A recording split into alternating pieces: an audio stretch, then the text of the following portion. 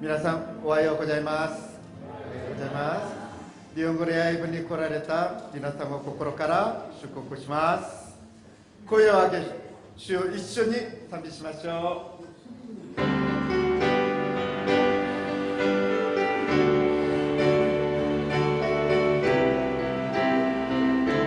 山う雲、海ゆくも光を歩まか見捨て地の捕まえる約束は変わらず高いまで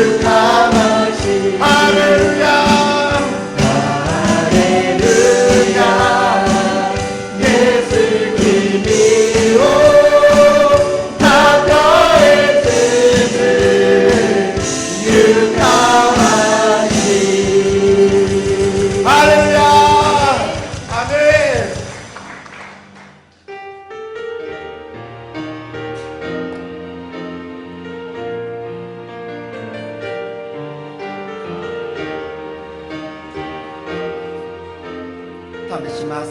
注ぎたまえ主の恵みと憐れみを天が開くため祈る聖霊の力を主の御霊よ触れたまえ我が心に主の教会に雨を降らせリバイバルを光らせたまえこの地の上に注ぎたまえたまえ主よ恵みと憐れみを天が開くため祈る聖霊の力を主の御霊よ触れたまえ我が心に主の教会に雨を降らせリバイバルを光らせたまえこの地の上に試します注ぎたまえ注ぎたまえ主よ恵みと憐れみを天が開くため祈る聖霊の力を主の御霊よ触れたまえ我が心に主の教会に雨を降らせリバイバルを光らせたまえこの地の上に主の御霊よ主の御霊よ触れたまえ我が心に主の教会に雨を降らせリバイバルを光らせたまえ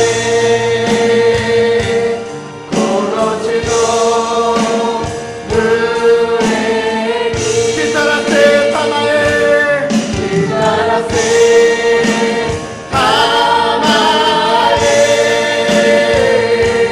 この地の上に光らせたまえ光らせたまえこの地の上に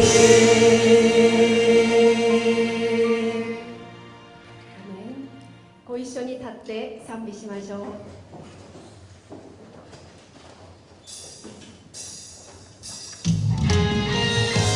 天地よ、主に向かって喜びの声を上げよう。感謝を持って御前に進み、賛美を持って主に喜び叫ぼう。ハレルヤ。 아멘. 예루살렘요 고해요 안에 봄에 가까이요 아나타の神を感謝を持って御前に進み主だけを愛せよ 주와 고인 구모네主は濃い雲で天を覆い主のために雨を備え 주와 고인 구모네 主は濃い雲で天を覆い主のために雨を備え 예루살렘이요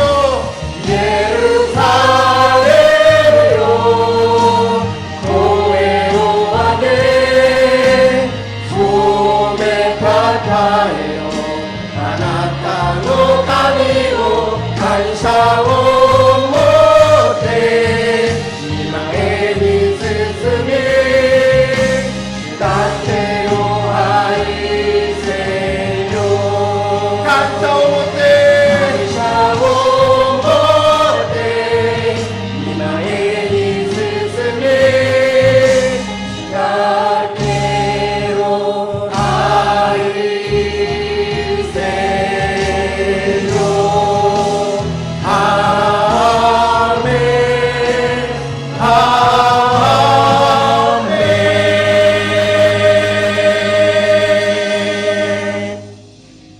ンアメン。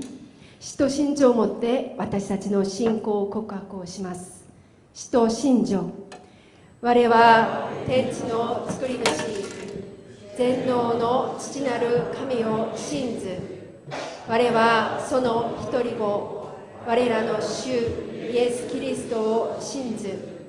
主は聖霊によりて宿り、乙女マリアより生まれ、ポンテオ・ピラトのもとに苦しみを受け、十字架につけられ、死にて葬られ、読みに下り、3日目に死人のうちよりよみがえり、天に昇り、全能の父なる神の右に座したまえに、賢より来たりて、生ける者と死にたる者とを裁きたまわ。我は聖霊を信ず、聖なる行動の教会、聖徒の交わり、罪の許し、体のよみがえり、とこしえの命を信ず。アーメン。お座りください。 우리의 힘이 되신 하나님 아버지, 아름다운 6월의 첫 주 사랑하는 성도들과 함께 이 시간 잊지 않고 구별하여 예배드리게 하심을 감사드립니다. 주님 앞에 부족한 저희들이지만 특별히 일본 선교에 대한 귀한 사명과 주를 알지 못하는 일본인의 영혼을 사랑하게 하시사 귀한 사역을 맡겨주심에 감사드립니다. 내 이웃을 내 몸과 같이 사랑하라는 주님의 명령을 기억합니다. 우리의 가장 가까운 이웃 나라인 일본을 위해 기도하고 그들을 사랑하는 것이 우리의 사명이며 할렐루야 교회 일본어 예배부가 그 일을 위해 주님께서 부르신 사명자들임을 고백합니다. 일본의 복음화를 속히 이루어 주옵소서. 복음 전도를 위해 많은 헌신자들이 있습니다. 그들의 기도를 들어주시옵소서. 일본 파송 선교사 염성준, 선우섭, 조현옥 선교사님들의 현지 선교가 뜻하신 바대로 사역의 어려움 없도록 하여 주시고 주어진 사명대로 사역지에서 놀라운 성령의 역사와 부흥이 있기를 기도합니다. 7월에 계획 중인 일본 조현옥 선교사님 교회의 아웃리치 단기 선교를 은혜롭게 다녀올 수 있도록 순적한 진행이 되도록 도와주시옵소서. 올해 3월부터 할렐루야 교회에서 매주 토요일 어린이 일본어 학교가 운영되고 있습니다. 이를 통하여 믿음이 없는 아이들과 그 부모들이 예수님을 알고 복음이 전해지는 놀라운 역사를 목도하게 하시옵소서. 말씀을 선포하실 최정현 목사님께 성령 충만하게 하셔서 그 말씀에 역사하는 능력을 허락하시옵소서. 예배를 준비한 임원단과 찬양팀, 성가대, 만도린팀에게 축복과 은혜를 더하여 주시옵소서. 예배의 시종을 주님께 맡기오며 오늘의 힘, 내일의 소망 되신 예수 그리스도의 이름으로 기도했습니다. 아멘.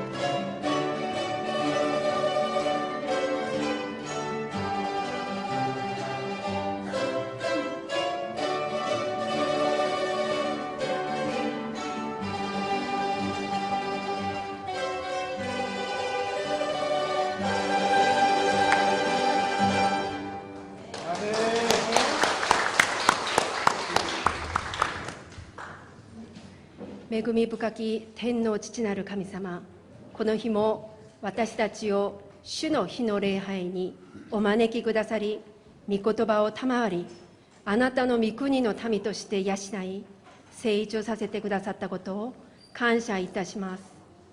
どうかこの1週間も御言葉によって生き、あなたと隣人とに仕えて生活できますようお導きください。ここに捧げましたものはささやかなものではございますが、私たちの感謝と献身の印としてお受けください。そして清めて主の御用のためにお用いください。主イエス・キリストの皆によって祈ります。アーメン。アーメン。皆さんおはようございます。おはようございます。日本語礼拝部に来られた皆様を心から歓迎いたします。お知らせいたします。6月のテーマは親切の実を結ぶです。じゃあこのテーマを持って周りの方々と挨拶しましょう。今日の挨拶は親切の実を結びましょう。親切の実を結びましょう。親切の実を結びましょう。本日は落ち穂拾い献金があります。後ろに献金箱が用意されております。本日の代表祈祷は여운구長老がしてくださいました。感謝します。6月に誕生日を迎えた方々を心から祝福します。また後でお祝いしたいと思います。来週は選挙手術です。皆さんぜひ選挙献金を用意してくださればと思います。そして先週は匿名の1名の方が感謝献金をしてくださいました。まず初めに来られた方、そして久しぶりに来られた方々を紹介したいと思います。まず金春강 권사님が久しぶりに来てくださいました。권사님立ってくださいますか。歓迎します。ありがとうございます。そしておんぬり大阪教会から권기혁さんが訪問してくださいました。歓迎します。またいらっしゃいますか？はい。そしたら6月の誕生日を迎えた方、その場で立ってくださいますか？6월 생일을 맞으신 분 그 자리에서 일어나 주시겠습니까? 축하합니다. またいらっしゃいますか？遠慮せず立ってください。ね。そしたら김충강 권사님、そして권기혁さん、その立ってくださいますか？祝福したいと思います。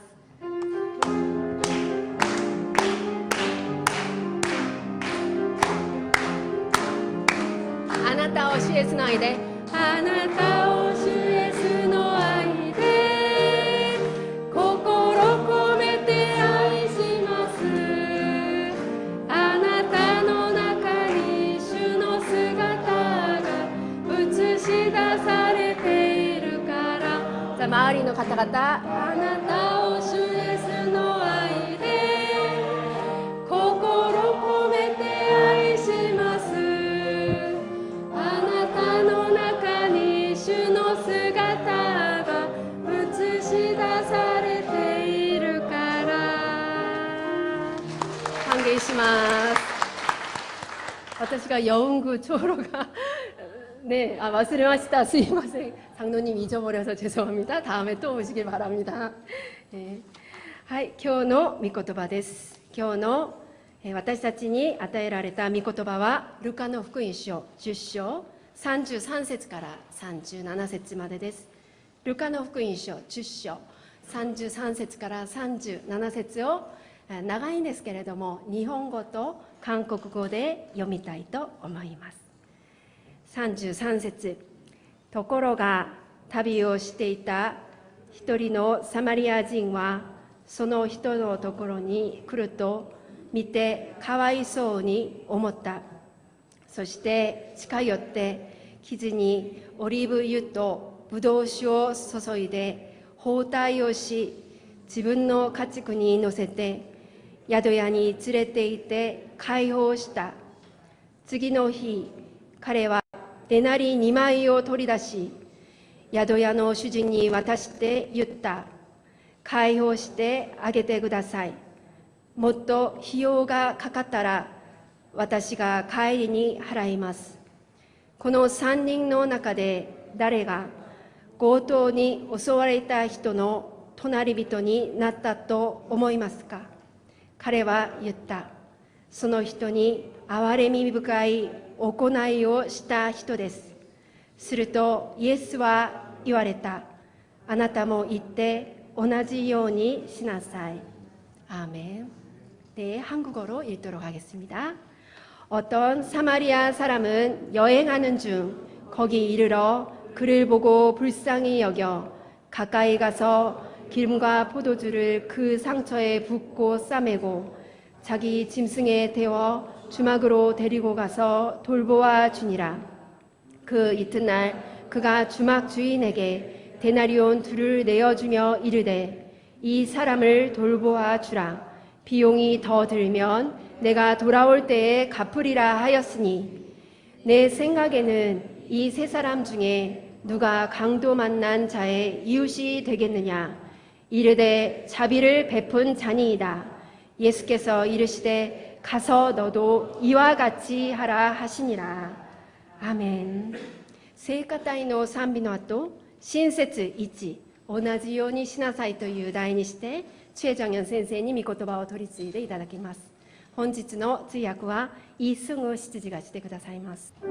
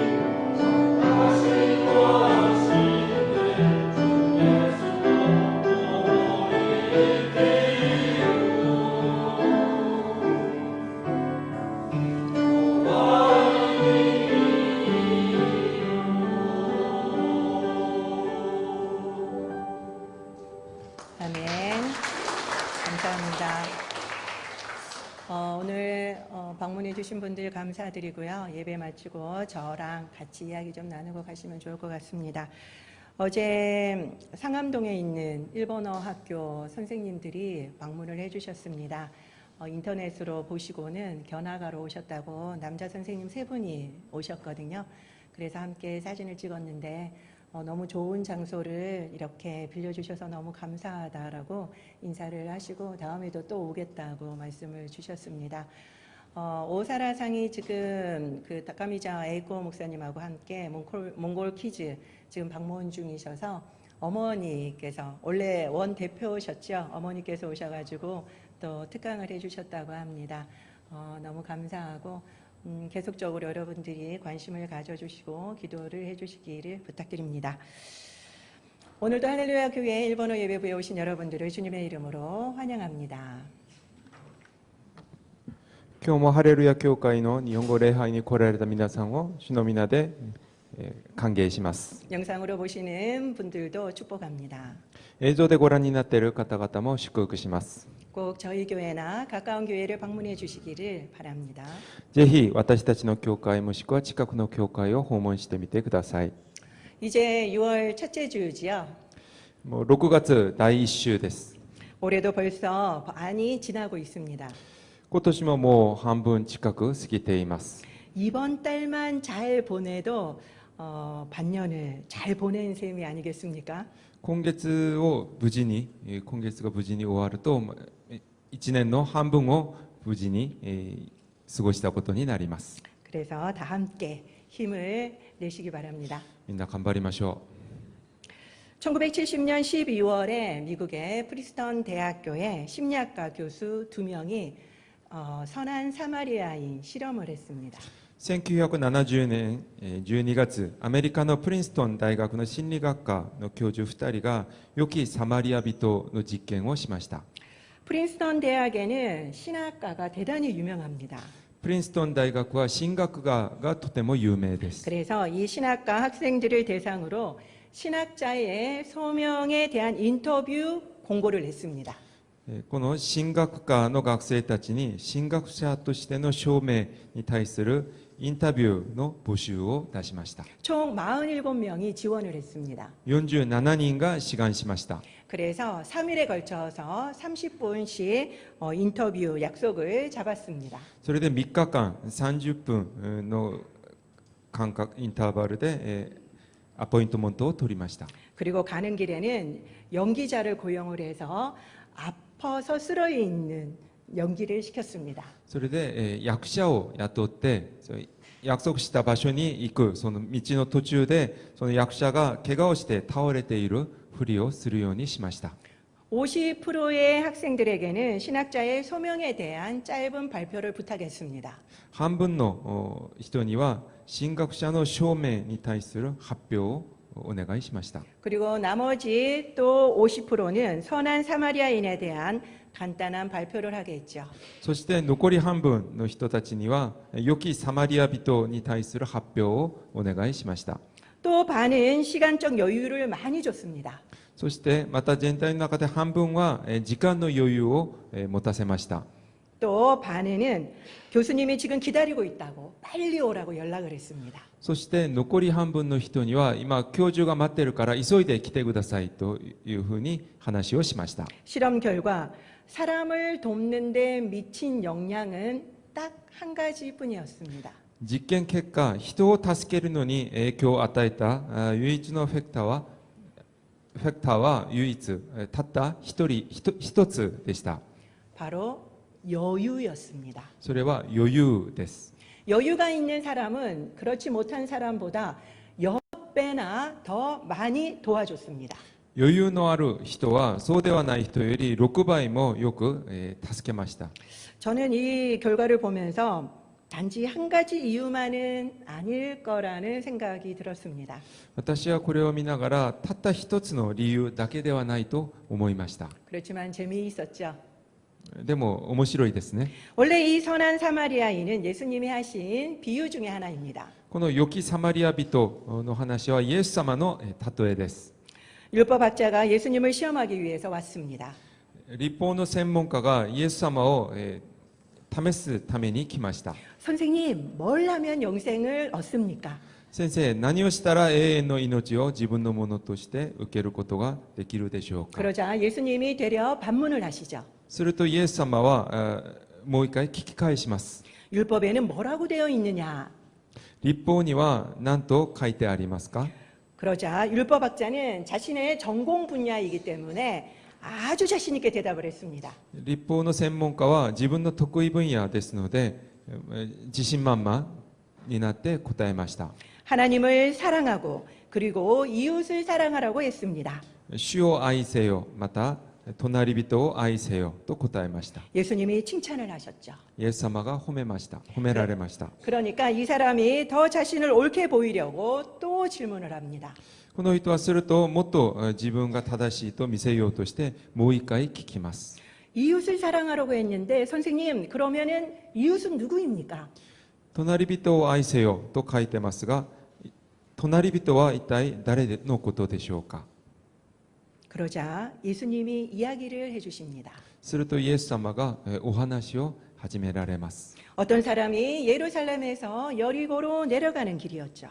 ある人がエルサレムからエリコに降りていく道でした。 갑자기 강도떼가 나타났습니다. 突然強盗たちが現れました。 혼비백산이 된 그는 도망쳤지만 금방 붙잡히고 말았습니다. びっくり仰天して逃げ出しましたがすぐ捕まえられました。 살려달라고 사정도 해봤지만 인정사정 없이 두들겨 맞았죠. 助けてくださいとお願いしたんですが容赦なく殴られました。 정신을 잃었고 그의 명품 가방과 지갑 그리고 옷 그리고 휴대폰까지 다 빼앗겼습니다. 気を失い、それからブランド物の服とカバン、財布、携帯まで全部奪われました。 그 강도떼들은 죽어가는 그를 그대로 버려두고 떠났습니다. 強盗たちは死にかけている彼を放っておいて帰ってしまいました。 때마침 제사장이 예루살렘에서 예배를 마치고 가다가 그를 보았습니다. その時、祭司長がエルサレムで礼拝を終えて帰る途中で彼を見つけました。 그렇지만 그냥 지나쳐 버렸죠. しかし通り過ぎてしまいます。 한참을 지나 레위인이 또 예루살렘에서 교회 사역을 마치고 가다가 그를 보게 되었습니다. 時間が過ぎてまたレビ人が教会の仕事を終えてまた彼を見つけました。 힐끗 보더니 또 지나칩니다. ちらっと見てまた通り過ぎてしまいます。 이제는 벌써 해가 뉘엿뉘엿 지려고 합니다. もう日が沈もうとしています。 렌터카로 이스라엘을 여행 중이던 한 외국인이 저 멀리서 보니까 사람이 쓰러져 있는 것이 보입니다. レンタカーでイスラエルを旅行していたある外国人が遠いところから人が倒れているのを見かけました。 그래서 급히 내렸죠. それで、急いで降りました。 너무너무 불쌍한 마음이 들었습니다. とてもかわいそうな気持ちになりました。 그래서 호흡을 하고 있는지 먼저 보았습니다. それで、まず息をしているか確認をしました。 그런데 숨을 안 쉬는 거예요. もう息をしていません。 그래서 빨리 기도를 확보하고 심폐소생술을 했습니다. 急いで気道を確保し心臓マッサージを施しました。 겨우 호흡이 돌아왔죠. ようやく、息をするようになりました。 그리고 너무 많이 다쳐 있었기 때문에 자신의 런닝을 찢어가지고 출혈 부위를 싸서 지혈을 했습니다. あまりにも怪我がひどかったので自分の服を破ってその傷口を覆ってあげました。 그리고는 부러진 부분을 나무를 덧대서 고정을 시켜 주었습니다. そして骨が折れた部分には、添え木で固定しました。 그리고는 자신의 차에 뒷자리에 태워서 빨리 응급실로 향했습니다. 自分の車の、後ろの席に乗せて、急いで、救命救急センターに運びました。 그런데 지갑이 없으니까 신원 확인이 안 되는 거예요. しかし、怪我をしたその人はもう財布を持ってないので身分証明書がなくて身分確認ができませんでした。 그러니까 수술을 안 해주는 겁니다. なので手術をしてくれません。 수술 동의를 얻어야 되니까요. 手術の同意をもらわなければならないからです。 그래서 어쩔 수 없이 급한 대로 이 사람이 수술 동의를 해서 응급수술에 들어갔습니다. それで助けたその人が保証人になって、急いで応急手術を受けることになりました。 다행히 수술은 성공적으로 끝났습니다. 幸い手術は成功しました。 혹시 의식이 돌아올까봐 그는 밤새 그 사람의 병실을 지켰습니다. 意識が戻ると思って彼は一晩病室を守りました。 그렇지만 다음 날이 되어도 그 사람의 의식은 돌아오지 않았습니다. しかし次の日になっても彼の意識は戻ってきません。 그렇지만 정말 다행스럽게 고비는 넘겼죠. しかし幸い山は越えました。 그런데 그날이 안타깝게도 그의 출국 날이었습니다. とても残念なことにその日は彼の出国日でした。 그래서 더 이상 기다릴 수가 없었었죠. ですのでもうこれ以上待つことはできません。 그래서 병원비를 다 대납을 하고 앞으로 2달치의 병원비도 선불을 해줍니다. それで手術費を立て替えて支払い、そして2ヶ月分の入院料も前払いしました。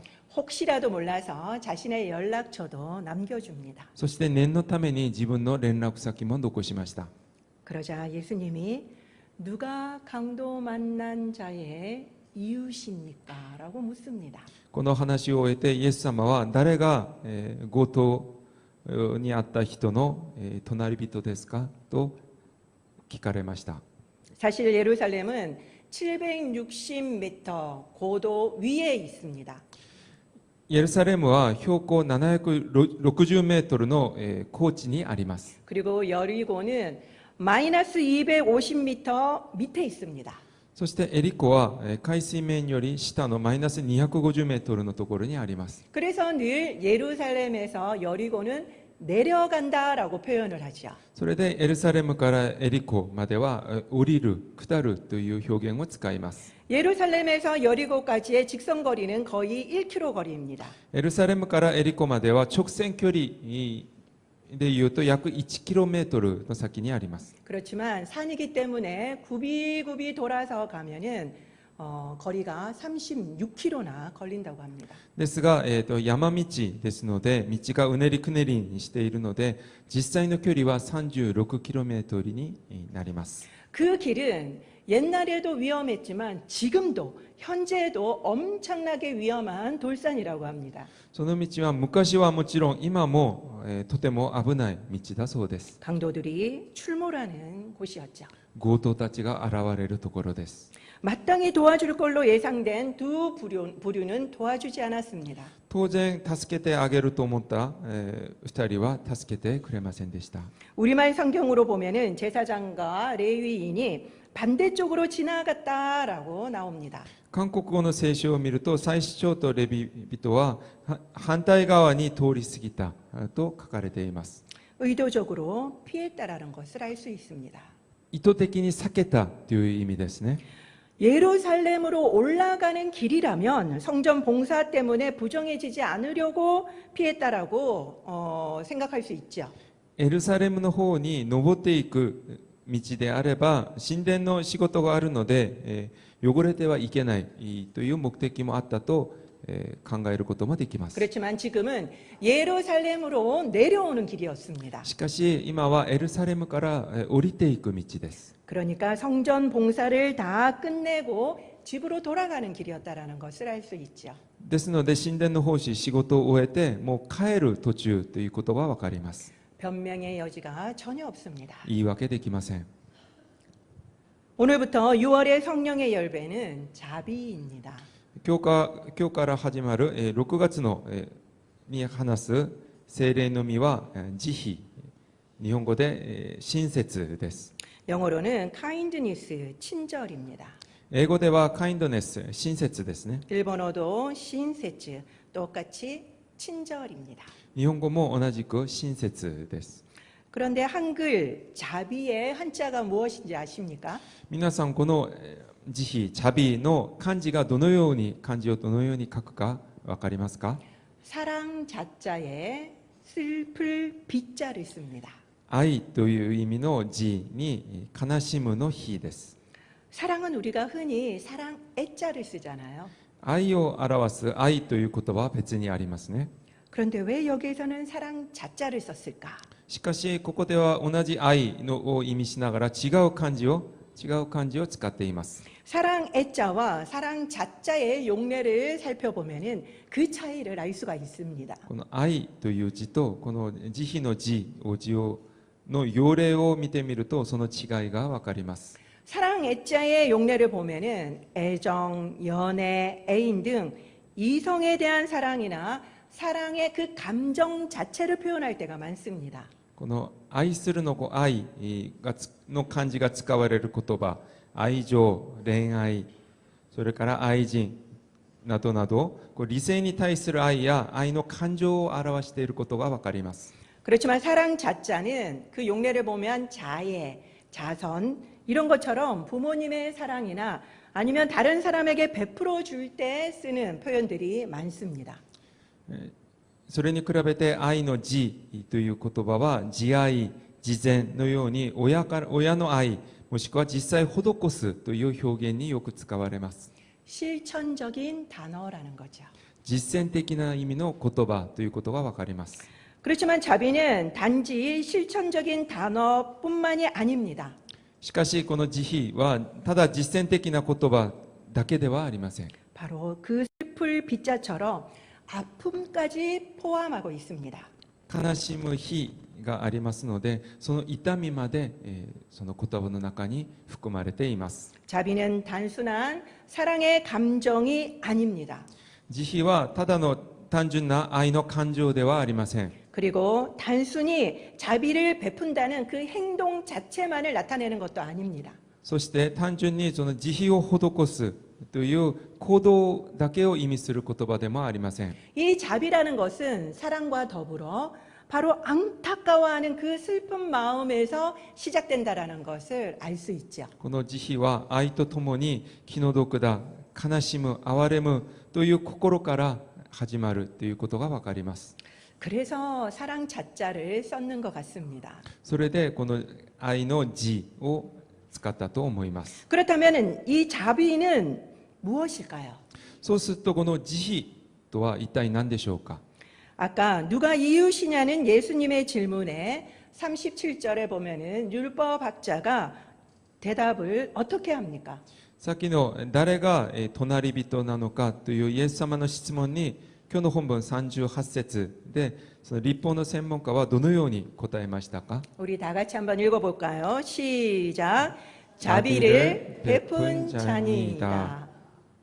その人に憐れみ深い行いをした人です。 바로 사마리아인이 보여준 행동이 자비라는 것입니다. すなわちサマリア人が見せてくれたその行動行いが慈悲ということがわかります。 그 말은 자비라는 것은 상대방이 필요로 하는 것을 적절한 때에 적절한 방법을 주는 것을 의미합니다. これはすなわち相手が必要とするものを必要な時に与えることを意味します。 율법학자는 영생을 얻는 방법을 너무나도 잘 알았죠. 立法の専門家は永遠の命を得る方法をよく知っていました。 무엇이었습니까? 何でしょうか。 하나님을 사랑하고 이웃을 사랑하는 것이었죠. 主を愛しまた隣人を愛することです。 이때 예수님은 칭찬하셨지만 칭찬만 하신 게 아니었습니다. この時イエス様は褒められたのですが、ただ褒められただけではありません。 28절을 한번 볼까요? 28節を見てみましょう。 다 같이 한번 읽어보겠습니다. 시작. 내 대답이 옳도다. 이를 행하라. 그러면 살리라. あなたの答えが正しい。同じようにしなさい。すると救われる。 그리고 사마리아인은 자비를 베푸는 것이 무엇인지도 잘 알고 있었습니다. それからこの立法の専門家は慈悲を施すことに対してもよく知っていました。 그렇지만 그는 실천이 약했습니다. しかし彼はあまりそれを行っていませんでした。 그렇기 때문에 예수님은 이와 같이 행하라라고 말씀하신 거죠. だからイエス様は同じようにしなさいと言われたのです。 율법학자는 말씀은 달달 외웠습니다. 立法の専門家は御言葉はたくさん覚えていました。 그렇지만 그렇게 살지는 못했습니다. しかしそれを実践しながら生きていてはいませんでした。 그렇기 때문에 예수님은 그에게 행함을 강조하시는 거죠. だからイエス様はその行いを強調されたのです。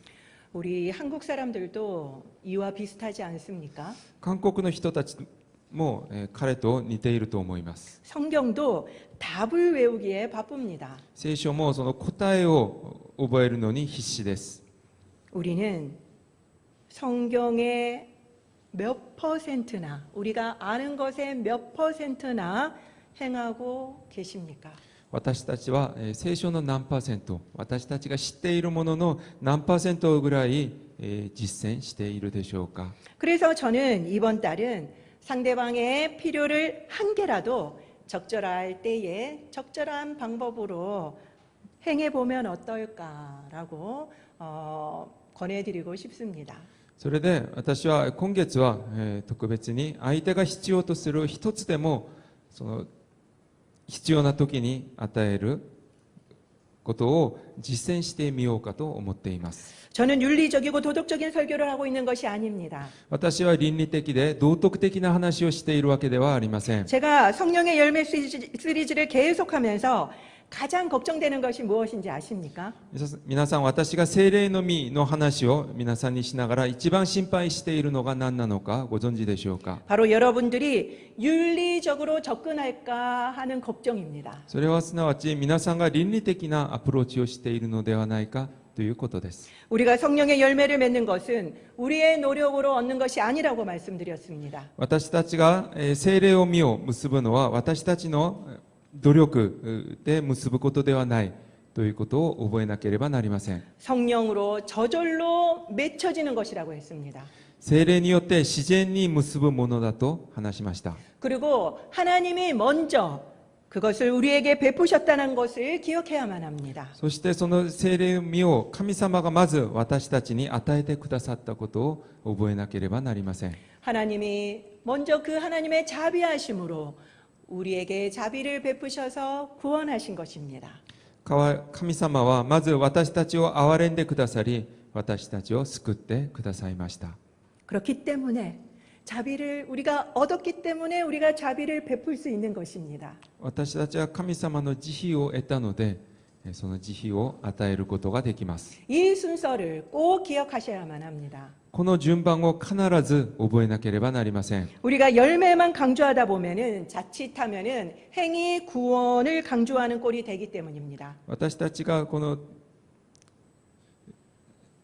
行動をあまりにも強調しすぎると行いによる少ないを強調することになってしまいます。 우리 일본어 예배도 부족하지만 자비를 실천하고 있는 것이 있습니다.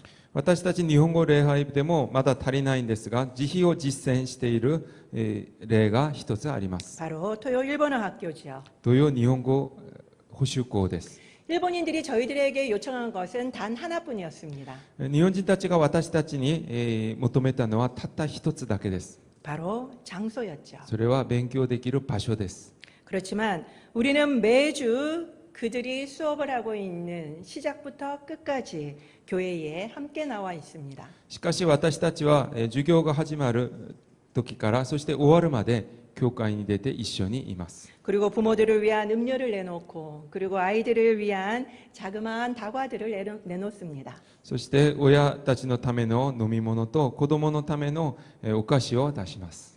대표인 오사라상은 부담스럽다고 그렇게 거절했지만 우리는 기쁨으로 섬기고 있습니다. 大皿さんは代表の大皿さんは負担を感じるのでしなくてもいいですというふうに大皿さんから言われたんですが、私たちは喜びを持って使えています。 다과가 있는 것을 아니까 아이들이 쉬는 시간만 되면 막 뛰어옵니다. お菓子があるというのを子どもたちがもう知っているので、授業が終わって休みの時間に走ってきます。 그 모습을 볼 때마다 얼마나 행복한지 모릅니다. それを見るために私たちはとても嬉しいです。 그 간식 때문에 아이들과 한 번 더 이야기를 나누게 됩니다. そのお菓子のおかげで子どもたちと一回でも多くお話しすることができます。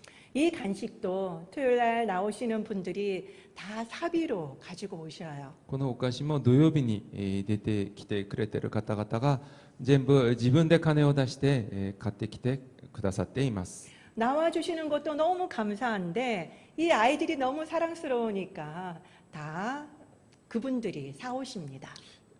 実は土曜日に来てくださることだけでも嬉しいんですけど、その来てくださる方々がとても子どもたちを可愛がってくださって、自分でそのお菓子を買ってきてくださっています。 뭘 대단한 걸 내놓는 것도 아닙니다. だからといって何かすごいものを出しているわけではありません。 그런데도 아이들이 얼마나 좋아하는지 몰라요. ですが子どもたちはとてもそれでも子どもたちは喜んでくれます。 우리가 늘 자리를 지키고 있기 때문에 일본인들이 편하게 우리에게 문의를 합니다. 私たちがいつも一緒にいるので、日本人たちも何かあったらすぐ相談に来ます。 장소만 빌려달라고 했다고 장소만 빌려주면은 될까요? 場所を貸してくださいと言われたからといって場所だけ貸せば何もかもが解決するのでしょうか。 아니죠. そうではありません。 그들은 이곳이 낯선 장소이기 때문에 아는 것이 별로 없습니다. 彼らはここにあまり来たことがないので知っていることがほとんどありません。 그렇기 때문에 중간에서 우리가 알려드려야 할 것들이 너무나도 많습니다. ですので私たちが教えてあげなければならないことがたくさんあります。 그러니까 물 흘러가듯이 아무 문제가 없이 지금까지 오고 있는 것입니다. それで私たちはいつもここにいるので特に問題になることもなく自然に今進んでいます。 사실 보이지 않는 수고도 많지요.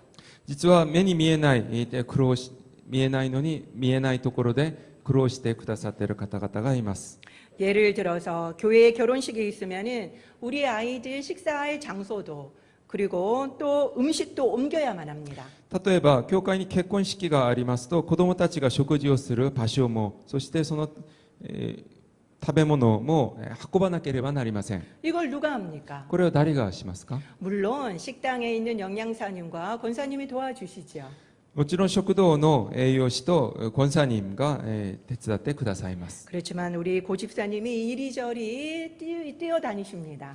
しかしご집사님も一生懸命走り回っています。 어제는 보니까 또 복사를 하고 싶을까봐 교회 복사 카드를 또 드리시더라고요.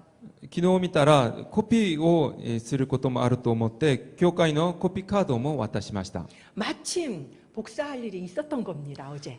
その時ちょうど昨日コピーする必要があったのです。 그래서 또 복사하는 방법도 다 알려드렸습니다. それでどのようにコピー機を使うかその使い方も教えました。 별거 아닙니다. ある意味大したことではないかもしれません。 꼭 대단한 걸 하는 것이 자비가 아닙니다. 何かすごいことをするのだけが慈悲ではありません。 이것이 자비입니다. これでも立派な慈悲です。 가서 너희도 이와 같이 하라. あなたも行って同じようにしなさい。 이 말씀은 이제 우리가 실천해야 될 말씀이 아닐까요? この御言葉はこれから私が行うべき御言葉ではないでしょうか。 기도하겠습니다. お祈りします。 오늘 설교를 통해서 나에게 말씀하시는 것은 무엇입니까? 今日の説教を通して神様が私に語られていることは何でしょうか。 오늘 설교를 통해서 우리가 실천해야 될 것이 무엇입니까? 今日の説教を通して、気づいた私が行わなければならないことは何でしょうか。 또 기도 제목이 있다면 적어보시기 바랍니다. その他に祈りの課題があれば、書いてみてください。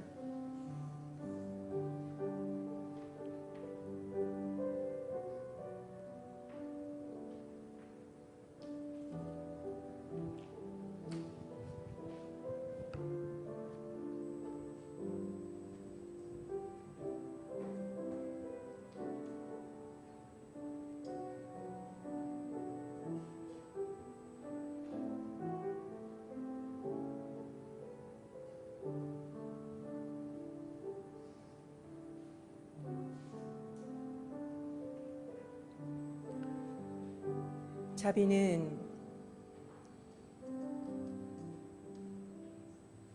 내가 주고 싶은 건 내가 주고 싶은 때 하는 것이 아니라 상대방이 원할 때 상대방이 원하는 것을 주는 것을 의미합니다. 죽어가고 있는 사마리아인에게 바로 도움을 주는 것이 바로 자비지요.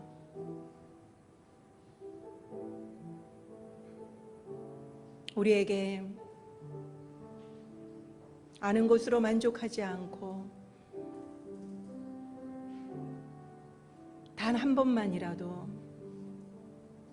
상대방이 필요로 하는 것을 필요로 할 때 작은 거라도 실천할 수 있는 저희들이 되게 해달라고 기도합시다.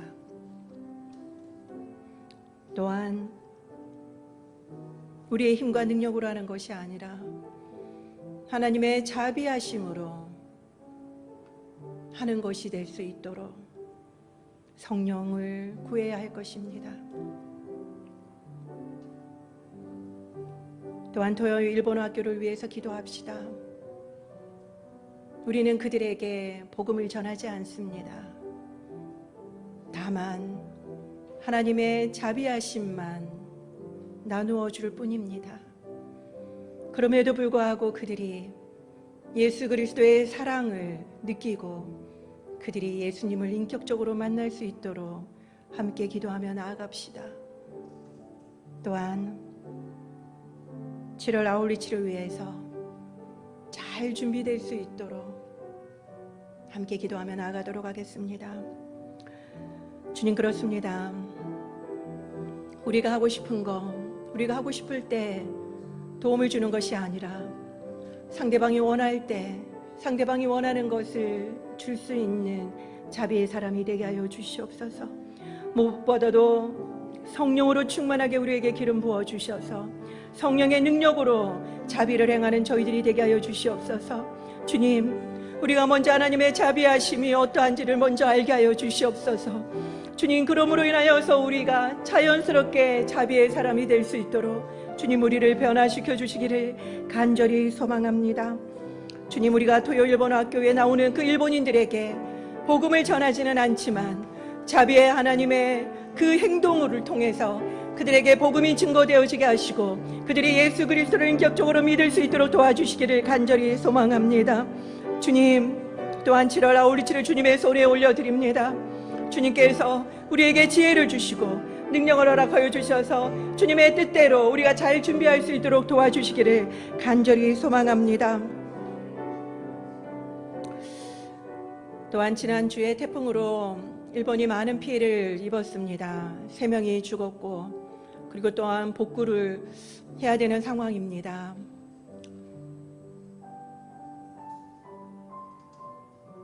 일본 땅을 위해서 기도합시다.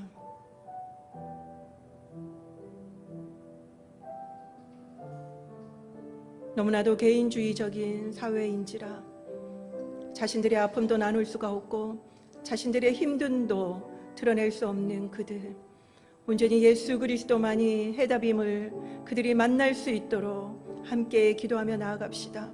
자연재해가 너무나도 많아서 불안한 그들이 정말 그 지극한 샬롬을 누릴 수 있도록 이 시간에 일본 땅과 그리고 또한 일본에서 선교하고 계시는 모든 선교사님들과 목회자들 또 교인들을 위해서 우리 함께 기도하며 나아가도록 하겠습니다.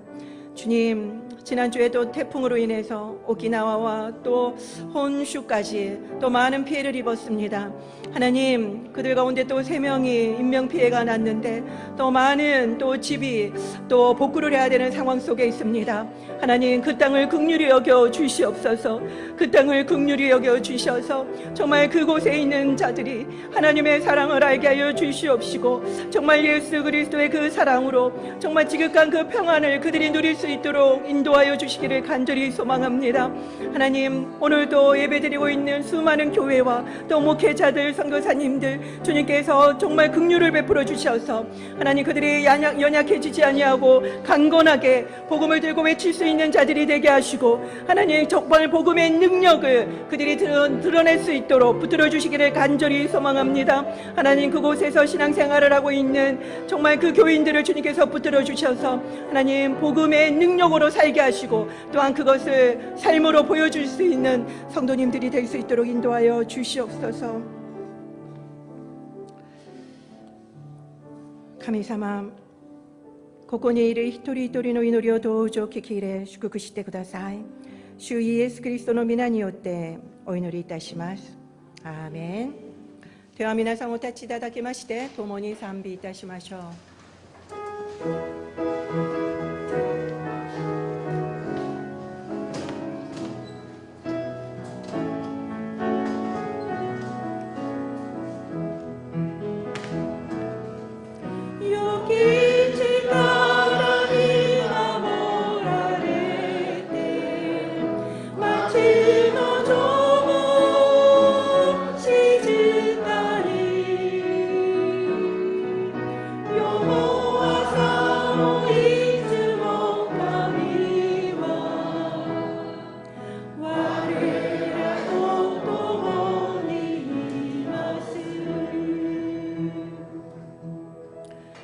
仰ぎ恋員願わくは、主イエス・キリストの恵み、父なる神のご愛、聖霊の親しきお交わりが、ここにいる皆様とご家族の上に豊かにあらんこと。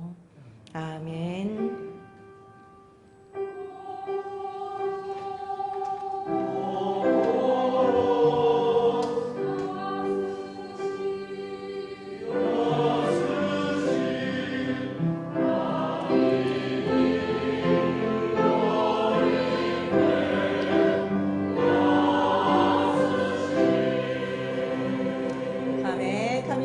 感謝の足を捧げましょう。